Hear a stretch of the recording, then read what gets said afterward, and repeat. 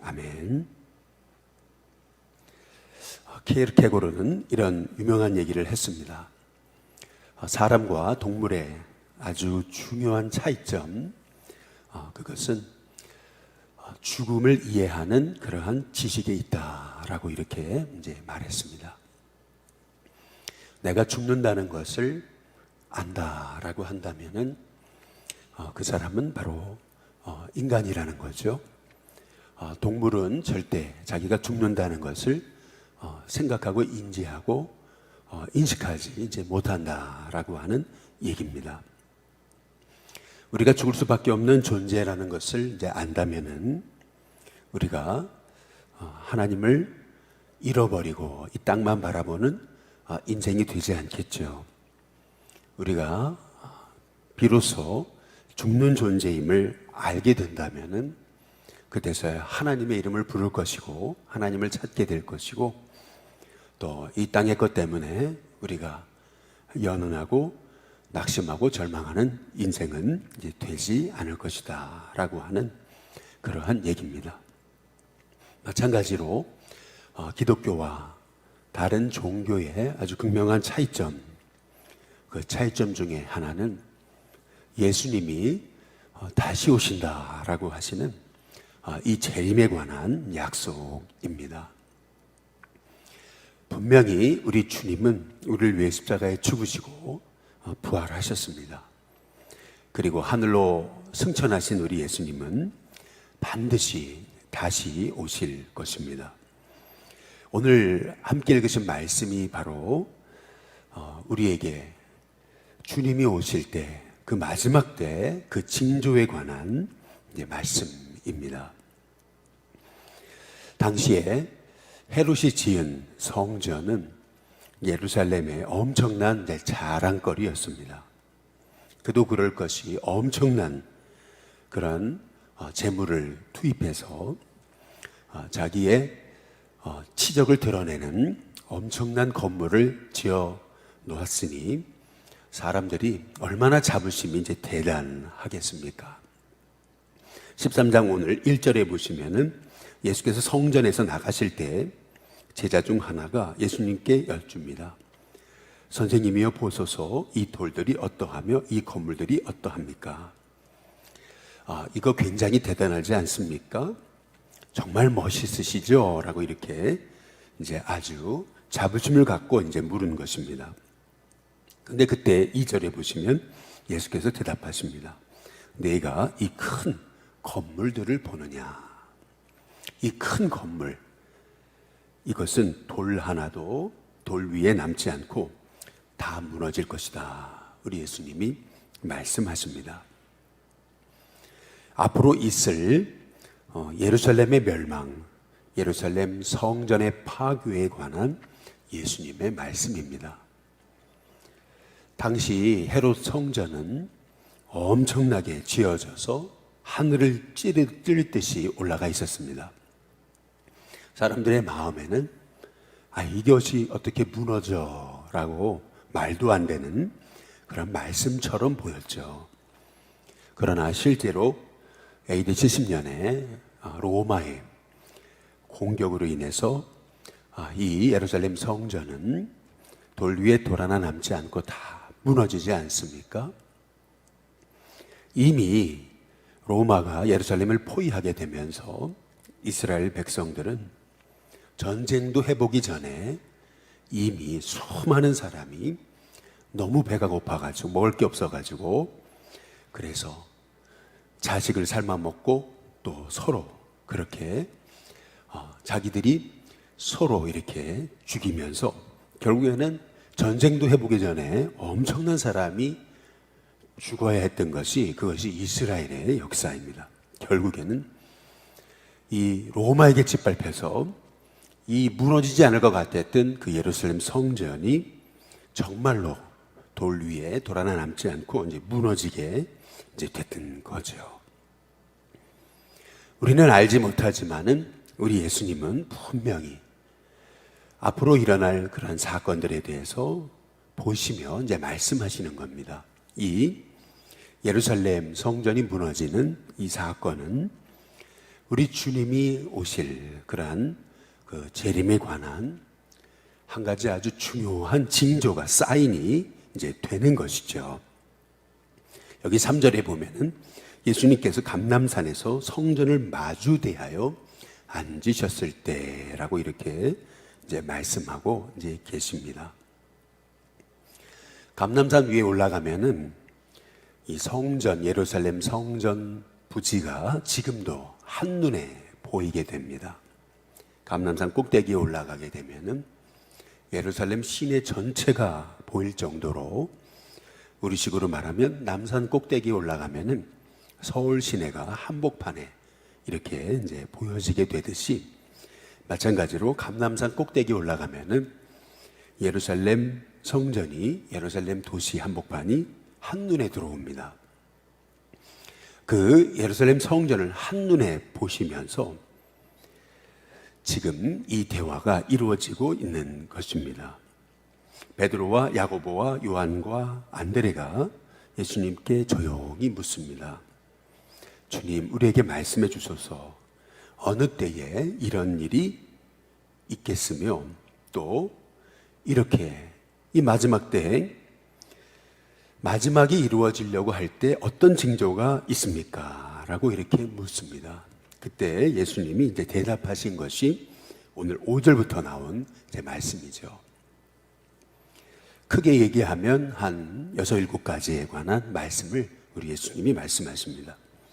먼저는 5절에 너희가 사람의 미혹을 받지 않도록 주의하라 라고 말씀하세요. 다시 말하면 마지막 때란 이제 미혹의 때다라고 이렇게 이제 말씀하고 계십니다. 깨어서 분별해야 되는 때다라고 우리 예수님이 이제 말씀하고 계시는 거죠. 분명히 이렇게 마지막 때에 관해서 우리 예수님이 말씀하시면서 제일 첫 번째로 하신 말씀이 너희가 사람의 미혹을 받지 않도록 주의하라라고 하셨던 이 말씀에서 우리가 굉장히 중요한 이 시대를 살아가는 힌트를 얻습니다. 깨어서 분별하고 그리고 미혹받지 말아야 된다라고 하는 사실을 우리 예수님이 이제 아주 명확하게 말씀하고 계시는 거죠.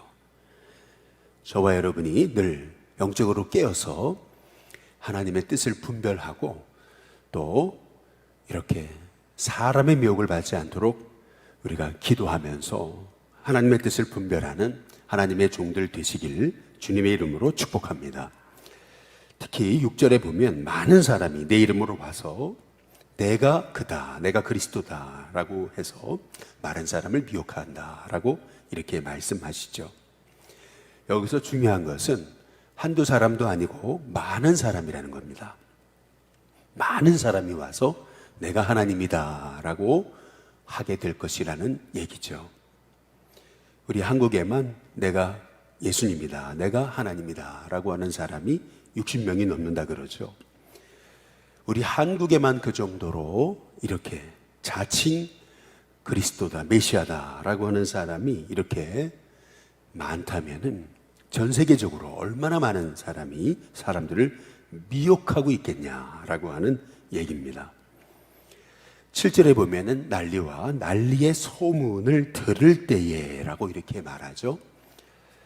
곧 우리는 이 때가 아주 혼란한 시대임을, 난리와 난리, 소문이 일어나는 시대임을 우리가 기억해 봐야 되는데요. 그런데 그때 우리 주님이 주신 말씀의 핵심은 어디 있는 거냐면 두려워하지 말라라고 하신 말씀입니다. 저와 여러분 가운데 어떤 그런 시험과 환난과 어려움이 일어나도 하나님이 우리와 함께 하심을 믿으면서 두려움을 이기고 담대하게 승리하는 하나님의 종들이 되시길 주님의 이름으로 축복합니다. 중요한 거는 이런 일들이 일어날 때 우리가 두려워하지 말고 깨달아야 되는 것은 이런 일이 있어야 하지만 아직은 끝은 아니다 라고 하신 말씀입니다. 또 오늘 여기 8절에 보면 민족이 민족을, 나라가 나라를 대적하여 일어난다. 다시 말하면 전쟁이 일어난다는 얘기이고요. 곳곳에 지진이 있으며 라고 말하죠. 그리고 기근이 있을 것이다 라고 얘기하잖아요. 자연적인 그러한 이변 현상이 이제 일어나게 이제 될 것이라는 얘기죠. 지금 브라질에서 국지성 폭우가 내린 지 벌써 6개월, 7개월이 됐다 그러죠. 비가 한번 쏟아지면 엄청나게 쏟아붓는데 그게 7개월이나 됐다. 참 생각지도 못한 일들로 인해서 도시가 잠기고 그리고 사람들이 죽임을 당하고 참 생각지 않은 그러한 어려움들이 나타나게 되는 이제 때라는 것입니다. 그러나 우리가 주목해 봐야 될 것, 그것은 8절에 이는 재난의 시작이다 라고 이렇게 말씀하고 계시는 겁니다. 분명 우리로 깨어서 이제 주님 오실 날을 기다리고 분별해야 된다라고 하는 사인으로 우리 주님이 분명 우리가 지금 살아가는 때를 분별하라고 이제 우리에게 구체적으로 말씀하고 계시는 겁니다. 9절에 보면은 무엇보다도 이렇게 주님 오실 날이 가까워지면 우리가 스스로 조심해야 되는데 그 이유는 사람들이 너희를 공회에 넘겨주겠고 너희를 회당에서 매질하겠으며 나로 말미암아 너희가 권력자들과 임금들 앞에 서리니 이는 그들에게 증거가 되게 하려 함이라 라고 이렇게 말씀하십니다.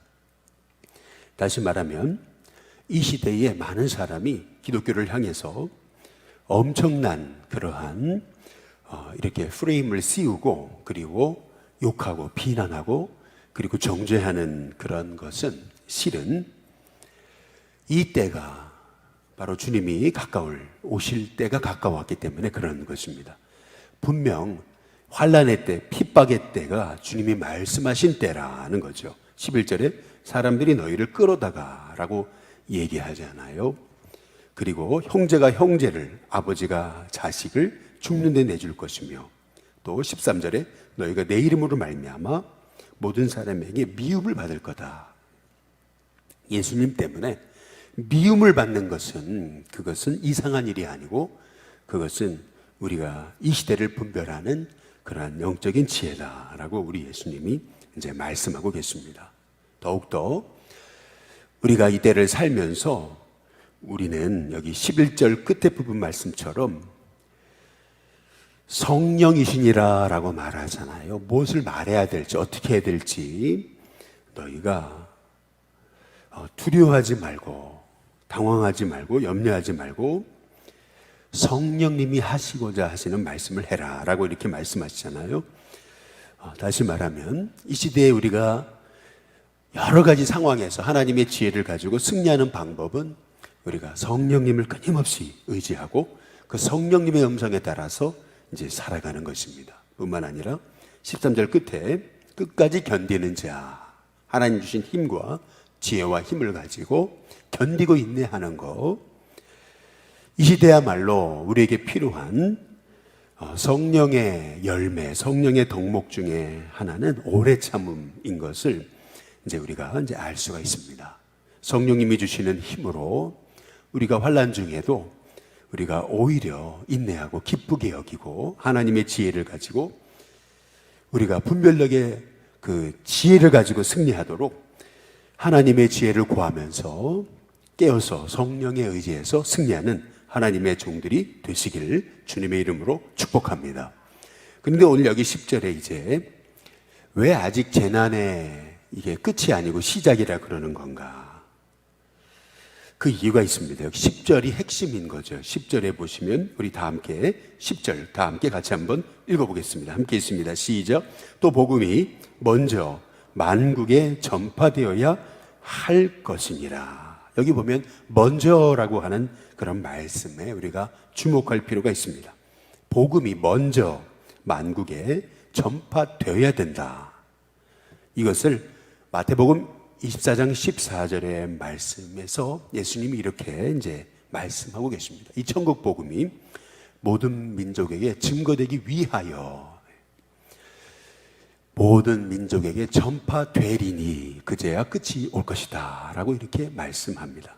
이 천국 복음이 모든 민족에게 증거되기 위하여 이 복음에는 반드시 증거되어야 할 필연성이 있는 거고요. 온 세상에 전파되리니 복음이 증거되는 것은 아주 당연히 이루어져야 되는 겁니다. 먼저는 복음의 필연성, 그리고 복음의 당위성, 그리고 그제야 끝이 오리라. 결국 복음이 이 세상에 다 증거된 다음에 주님이 오시는 겁니다. 복음의 궁극성에 관해서 말씀하고 이제 계시는 거죠. 복음은 반드시 세 가지 성격을 가지고 있다는 겁니다. 필연성, 궁극성, 그리고 당연성이라는 거예요. 다시 말하면 반드시 이 마지막 때 이제 복음은 증거되어야 된다. 복음이 온 땅에 증거되어야 주님이 오신다. 그것이 주님의 마음이다 라고 하는 것을 우리 예수님께서 말씀하고 계시는 거죠. 우리가 이 마지막 때일수록 자꾸 여러 가지 상황과 현상과 이루어지고 보여지는 것에 우리가 낙심하고 우리가 흔들릴 것이 아니라, 우리 예수님 말씀하시잖아요. 두려워하지 마라. 그리고 염려하지 말아라. 끝까지 견디는 자 구원을 받는다. 그때그때마다 할 말을 주실 거다. 그때그때마다 너희를 인도할 거다. 그러시면서 성령님을 의지하면서 깨어서 기도하면서 복음 전하고 하나님 뜻을 행하는 하나님의 종이 되어야 된다라고 예수님이 이제 말씀하고 계시는 거죠.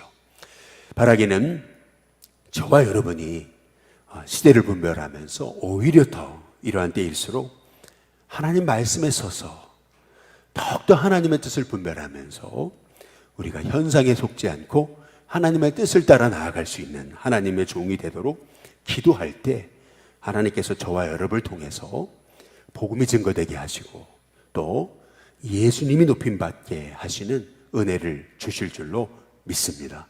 오늘 여기 10절 말씀처럼 복음이 먼저 만국에 전파되어야 할 것이다. 이 복음이 증거되는 것은 주님의 계획입니다. 우리 하나님이 원하시는 거고 예수님이 우리에게 약속하신 것입니다. 따라서 반드시 복음은 승리하게 돼 있고 증거하게 되어 있고 반드시 하나님의 뜻은 드러나게 되어 있다라고 하는 확신을 가지고 우리가 하는 것이 아니라 성령님이 도우신다라고 하는 믿음 가지고 저와 여러분이 더 이러한 때에 하나님 약속의 말씀 의지하고 더 믿음 안에 서서 십자가 예수님의 이름 부활의 예수님을 붙잡고 다시 오실 주님 바라보면서 승리하는 저와 여러분이 다 되시기를 주님의 이름으로 축복합니다. 우리 시간 찬송가 180장 우리 함께 찬양 부르겠습니다. 180장입니다.